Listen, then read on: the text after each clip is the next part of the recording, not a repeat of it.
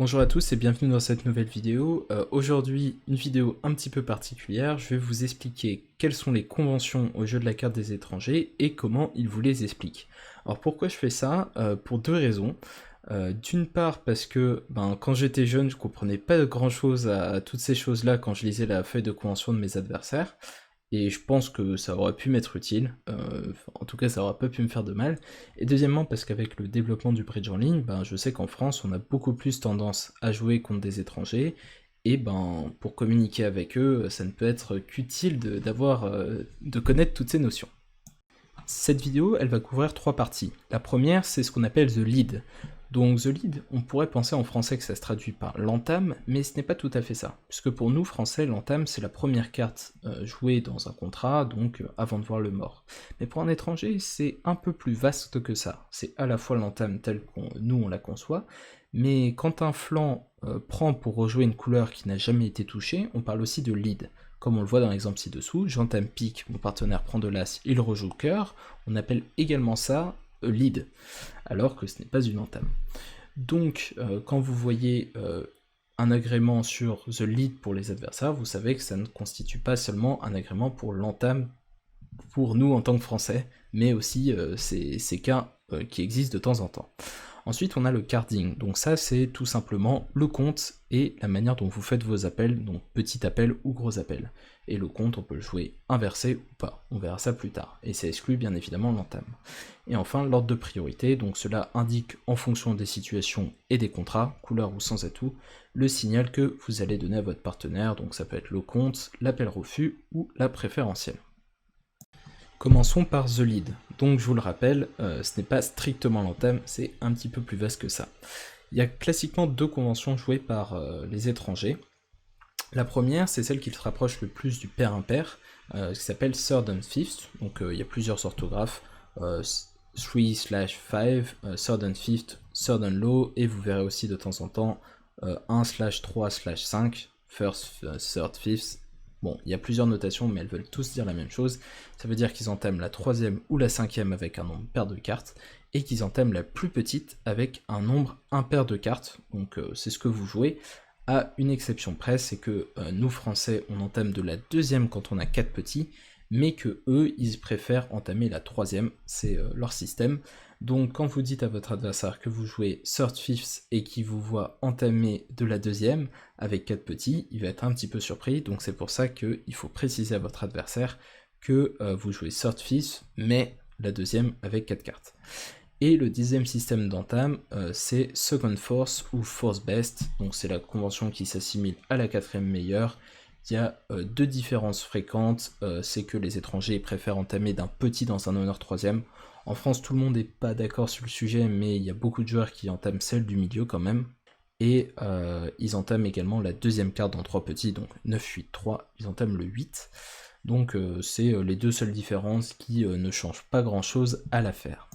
On passe au carding. Donc le carding, c'est sûrement ce qu'il y a de plus simple.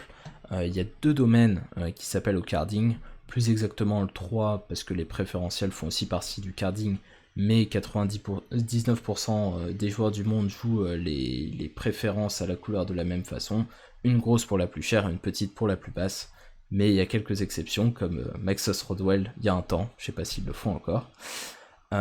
Donc ces deux domaines, donc le compte et l'appel refus, ils peuvent être joués de deux manières, soit standard, soit reversed, inversé. Le compte est standard, si on met une grosse puis une petite, ça montre un nombre pair, et il est reverse si c'est l'inverse, donc une petite puis une grosse, ça montre un nombre pair de cartes. Et l'appel refus, le standard c'est une grosse appel, une petite refuse, et le reverse c'est une petite appel et le gros refuse. En France, nous, comme vous l'avez compris, on joue standard, count and attitude, ça veut dire qu'on appelle classiquement avec des grosses, et on donne le compte classiquement en mettant une grosse puis une petite. On a une petite subtilité en France, surtout en haute compétition, c'est que certains jouent sur l'entame de l'as et dame, petit appel, alors qu'ils jouent gros appel partout. On est les seuls au monde à faire ça, et les étrangers, ils ont un système généralement uniforme, donc ils jouent petit appel partout, gros appel partout, enfin surtout petit appel partout généralement.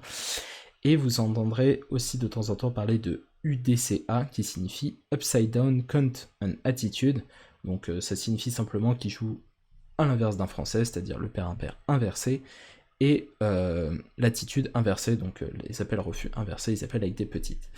Un petit détail, c'est que le compte inversé, il s'applique pas quand on parle de parité du résidu. Par exemple, si vous prenez d'un As et que vous rejouez la couleur avec As 7 3, vous allez rejouer le 7 et pas le 3, même si vous jouez en parité inversée. Dernier point, l'ordre de priorité. Donc cette notion, elle indique en fonction des 3 situations le signal à donner en priorité. Donc en défausse, tout comme nous, les étrangers peuvent jouer plein de systèmes différents. Le compte, count, standard ou reversed, hein, comme d'habitude, le lavental, l'appel refus, donc l'attitude, reversed ou pas, voire même l'italien, qui a un nom un petit peu curieux qui s'appelle odd even. Donc quand un adversaire vous dit odd even, ça veut pas dire que qu'il défausse en compte, ça veut dire qu'il défausse italien. Donc pour rappel, une carte impair appelle dans une couleur et une carte paire est en préférentiel. Donc si vous défaussez un 10 de pique, ça veut dire que vous appelez dans la couleur la plus chère des 2 restantes. En fournissant dans la couleur jouée par le déclarant, c'est un système qui peut être différent. Par exemple, en France, nous jouons pratiquement tous le compte partout, à l'exception de l'appel de Smith, que certains jouent.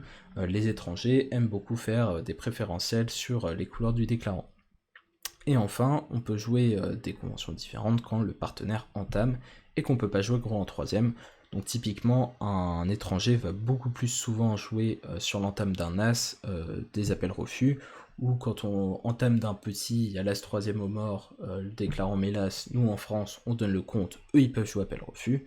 Donc voilà, il y a pas mal de situations qui peuvent varier, et tout ça, on va le voir sur la feuille de convention juste après. Pour finir, je vous propose de regarder une petite feuille de convention, donc c'est celle que j'avais au dernier championnat d'Europe. Donc à l'entame, je joue pair impair, third fifth. Dans la couleur du partenaire, j'entame aussi en third fifth. À sans atout, j'entame quatrième meilleur, et en pair impair dans la couleur de mon partenaire. Par contre, petit point différent, c'est que je ne rejoue pas quatrième meilleur dans une nouvelle couleur que j'entame, je joue attitude, donc c'est-à-dire que je joue une petite quand j'ai un honneur et que je rejoue un gros quand je n'en ai pas, ou pair impair dans les situations répertoriées où c'est plus important de donner le compte. Bon, il y a un slash, ça dépend des positions. Ensuite, vous avez le tableau complet des entames. Donc généralement quand vous avez le système et écrit ça et que vous maîtrisez, c'est pas très important, sauf pour les positions avec les honneurs, donc là il peut y avoir des petites subtilités. Par exemple, nous on entame du roi avec As-Roi et un singleton, mais des étrangers entament du roi avec Roi-As quand ils veulent le compte, et de l'As quand ils veulent un signal attitude, donc un appel refus. Donc tout ça c'est le genre de choses qui peut varier, tout comme l'entame du 10 et du valet où il peut y avoir des subtilités. Là j'ai mis en rouge les 4 petits parce que c'est ce qui diffère dans le système français des autres systèmes, et quand on dit third fifth, l'adversaire ne s'attend pas à ça. Et enfin on va regarder les signaux dans l'ordre de priorité. Donc là j'ai mis que généralement on donnait le compte. Alors c'est pas tout à fait exact ce qui est écrit ici, parce que c'est vrai que généralement on joue le compte, mais il y a des situations bien répertoriées où l'attitude passe devant le compte, et généralement quand on donne le compte, on donne pas on donne ensuite les préférentiels et pas l'attitude, mais bon, ça c'est pas facile à écrire dans un petit tableau comme ça. Donc voilà, vous voyez standard count, standard attitude, donc ça veut dire qu'on appelle avec des gros et qu'on donne le compte normalement un petit peu près partout, sauf à sans atout sur l'entame d'un As ou du Dame, on joue reverse attitude. Donc ça c'est la petite spécificité française dont je vous ai parlé tout à l'heure. Et sur les atouts, on joue pair impair inversé, c'est ce qui se fait en France, ou suite préférentielle quand c'est nécessaire.